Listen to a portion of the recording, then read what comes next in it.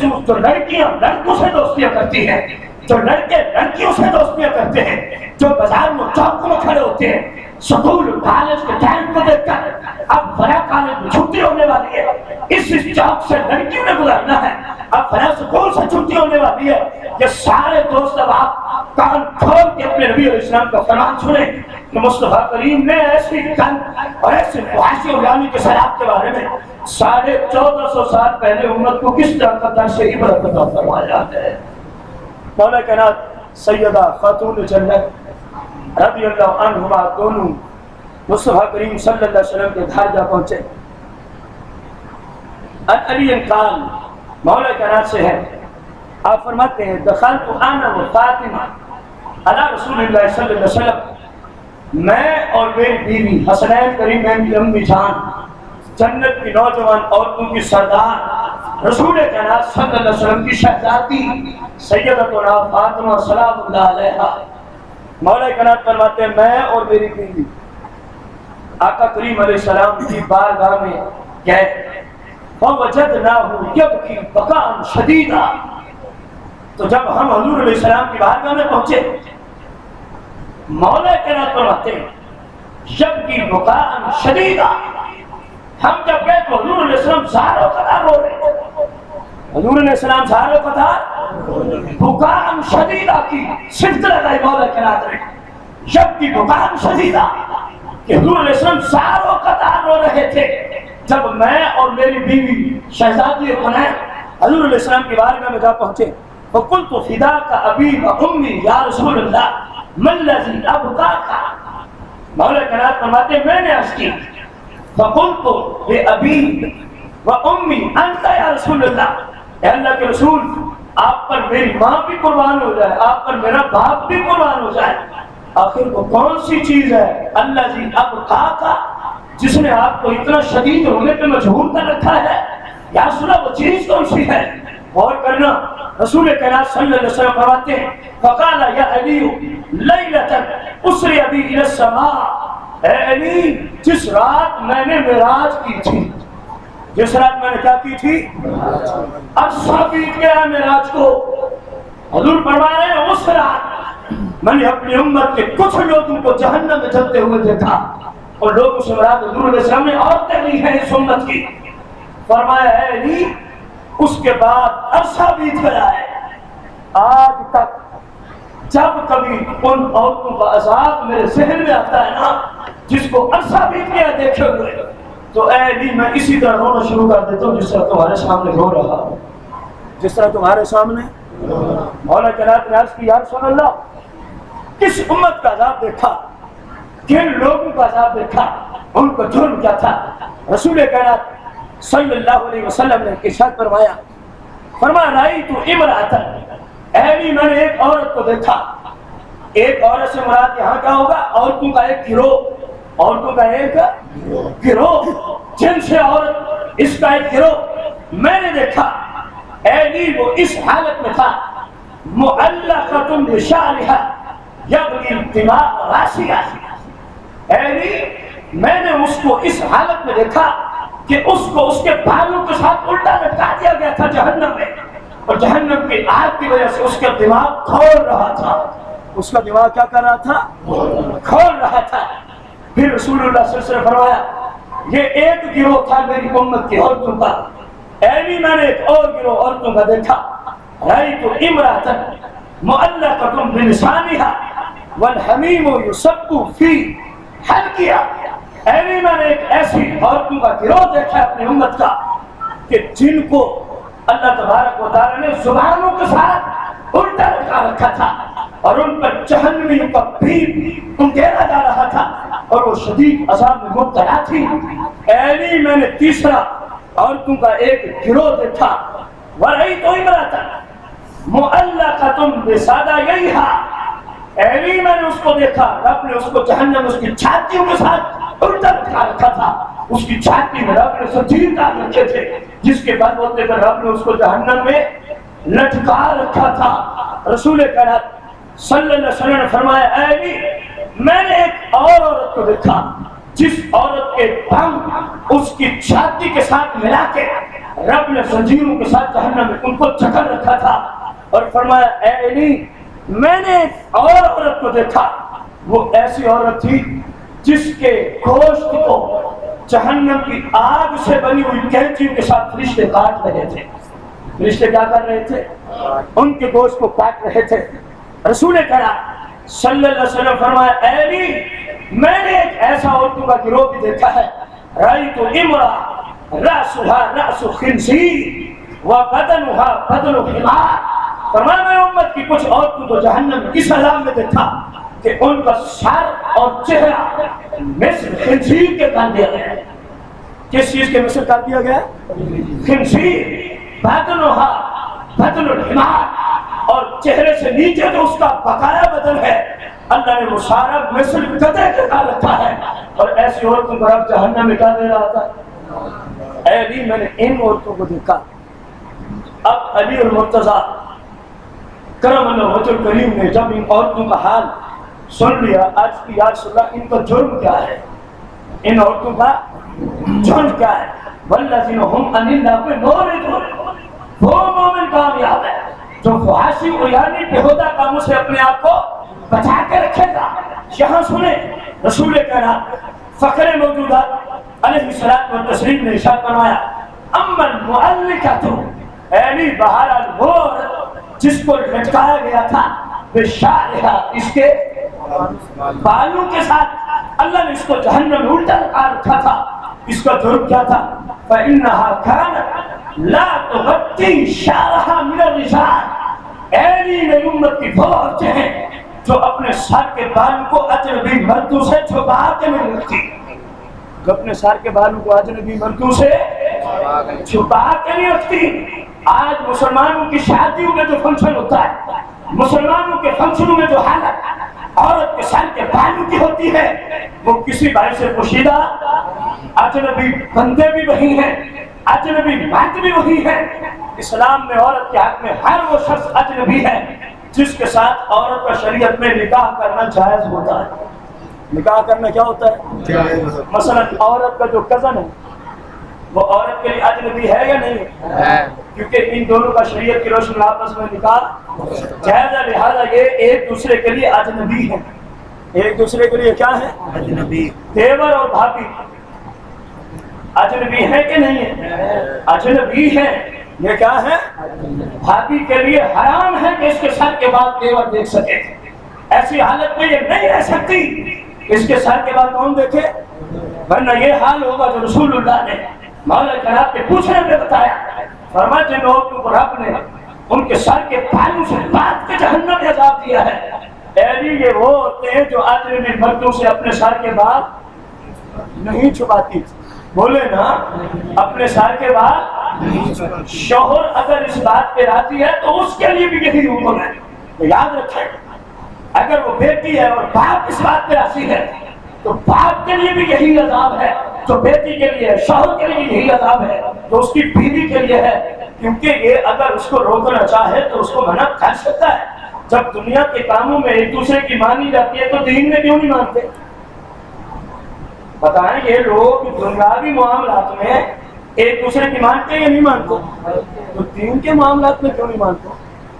عبداللہ بن مسعود صحابی رسول اور صحابہ کے مفتی ہیں، آپ فرماتے ہیں اے لوگوں اس حالت میں اپنے رب سے جا کے ملاقات کروں کہ میری جو بیوی ہو وہ نماز نہ پڑھتی ہو، وہ نماز فرمایا اس سے بہتر ہے کہ میں اس کو طلاق دے دوں پھر رب کی بات کریں۔ صحابہ تو یہاں تک عمل کرواتے تھے اپنی بیویوں سے، کہا اگر میری بیوی نماز نہ پڑھے تو اس کو کیا دے دوں گا؟ کیوں؟ کیونکہ مسلم شریف کے حدیث ہے جس کی بیوی غلط کام کرتی ہے شوہر کو جواب دینا پڑے گا، شوہر کو جواب دینا پڑے گا۔ اس لیے عبداللہ بن مسعود نے کہا ہم کیوں کسی کی وجہ سے جواب دیں، مانے گی تو بیوی رہے گی، نہیں مانے گی تو طلاق دے دیں گے، نہیں مانے گی تو کسی کی وجہ سے ہم کیوں جہنم کو جائیں، کسی کی وجہ سے ہم کیوں رب کو ناراض کریں، اللہ کے رسول کو ناراض کریں۔ خیر رسول کریم صلی اللہ علیہ وسلم نے ارشاد فرمایا اے علی بہرحال وہ جس کو رب نے زبان کے ساتھ جہنم میں لٹکا رکھا تھا، یہ وہ عورت ہے جو اپنے شوہر کے سامنے زبان درازی کیا کرتی تھی. اپنے شوہر کے سامنے کیا کرتی تھی؟ زبان درازی. ایسی عورتوں پر آپ کس طرح عذاب دے گا؟ پھر رسول اللہ نے تیسری عورت کے بارے میں فرمایا بہرحال وہ عورت جس کو رب نے اس کی چھاتی کے ساتھ باندھ کے جہنم میں عذاب دیا، فرمایا کہ اپنے مرد کا بچھونا بننے سے اعراض کرتی تھی بڑی حکمت کے ساتھ. اور جتنا مجھ سے ہو سکا کنایا کا جملہ میں نے اس حدیث کے ترجمے کے اندر بول دیا ہے کہ اپنے شوہر کے لیے بچھونا بننے سے کیا کرتی تھی؟ انکار کرتی تھی. اس لیے رب نے اس کو اس طرح کا عذاب دے رکھا ہے. اور فرمایا بہرحال علی چوتھی عورت جس کا عذاب تو نے مجھ سے سنا کہ رب نے اس کے پاؤں سے اس کو زنجیریں ڈال کے جہنم میں لٹکا رکھا ہے. اے علی یہ وہ عورت ہے جو اپنے گھر سے اپنے شوہر کی اجازت کے بغیر باہر نکل جایا کرتی تھی. اپنے گھر سے اپنے شوہر کی اجازت کے بغیر نکل جایا کرتی تھی. ہر وہ عورت جو اپنے شوہر کی اجازت کے بغیر گھر سے باہر جاتی ہے، رسول اللہ نے فرمایا رب اس کے پاؤں میں جہنم کی کڑیاں ڈال کے اس کو جہنم میں اندر لٹکائے گا. کیونکہ شوہر اس کا افسر ہوتا ہے، شوہر بیوی کا حاکم ہوتا ہے. بیوی پہ فرض ہے اپنے شوہر سے اجازت لے کے باہر جائے، اپنے شوہر سے. رسول کائنات فخر موجودات علیہ الصلوۃ والسلام نے فرمایا بہرحال علی وہ عورت جس عورت کو اللہ تبارک و تعالیٰ نے ایسا عذاب دیا کہ اس کا گوشت جہنم کی کینچیوں سے کاٹا جا رہا تھا. علی یہ ایسی عورت تھی. یہ آ رہا ہے لڑکیوں لڑکوں کی دوستی کے مدد کا جملہ. علی یہ ایسی عورت تھی کہ جو اجنبی مردوں سے تعلق قائم رکھتی تھی. اجنبی مردوں سے کیا قائم رکھتی تھی؟ تعلق رکھتی تھی. جو حکم عورتوں کا ہے کسی غیر مرد سے تعلق رکھے، وہی حکم مردوں کا ہے اگر کسی غیر عورت سے کیا رکھے گا؟ تعلق رکھے گا. رسول اللہ نے فرمایا میں نے ایسے لوگوں کو جو لڑکے اور لڑکیاں آپس میں دوستیاں کرتے ہیں، فرمایا ایسے لوگوں کو میں نے کہاں چلتے ہوئے دیکھا ہے؟ مجھے بولے رسول اللہ کے اس فرمان کے کسی کو شک ہے نہیں کہ جو شخص کسی اجنبی عورت سے تعلق بنائے گا رب اس کو کہاں داخل فرمائے گا؟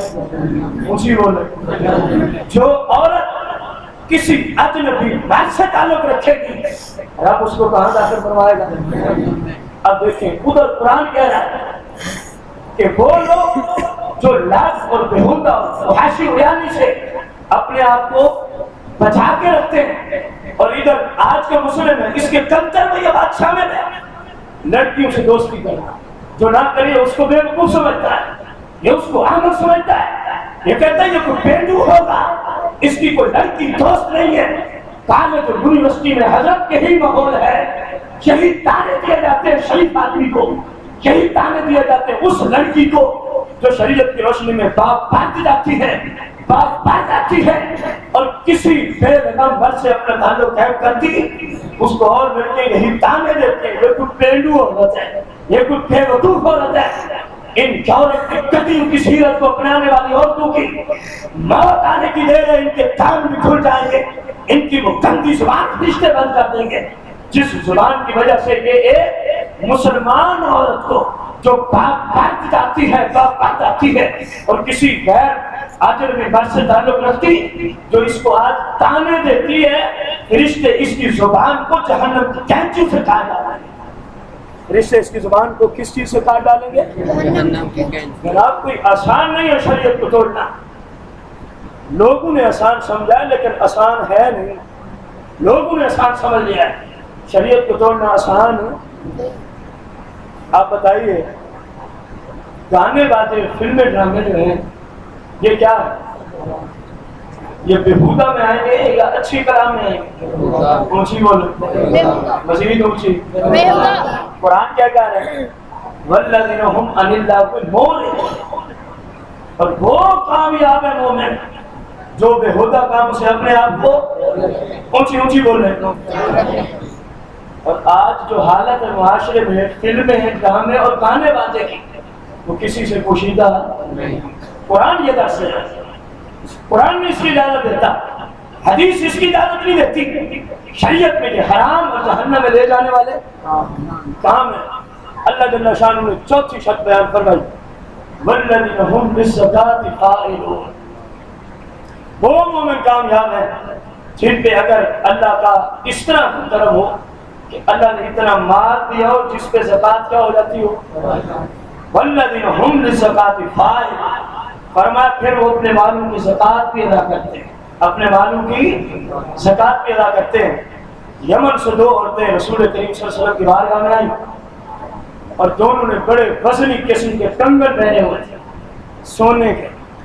سرکار صلی اللہ علیہ وسلم نے فرمایا کیا تم اس سونے کی جو تم نے پہن رکھا ہے زکوٰۃ دیتی ہو؟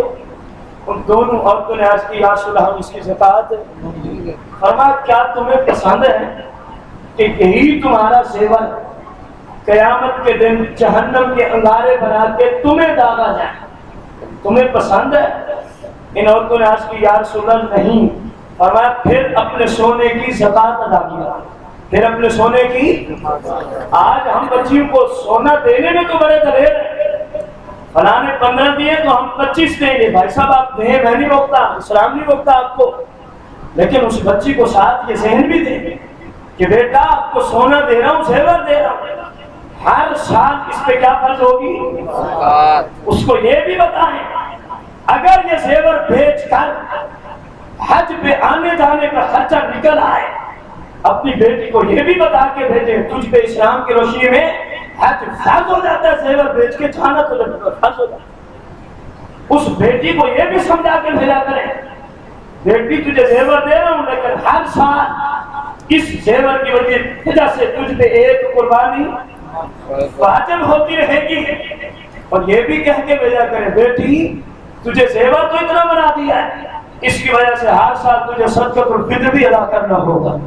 تجھے صدقۃ الفطر بھی سونا دے, میں نہیں منع کرتا, اسلام نے جو نہیں روکا میں کیوں روکوں, لیکن سونے کے جو حقوق ہیں اپنی بچیوں کو وہ بھی سمجھایا کریں کہ اس سونے کو اپنے پاس رکھیں اور اپنے آپ کو ان کے حقوق ادا کر کے جہنم کے عذاب سے بچائیں, جہنم کے عذاب سے بچائیں.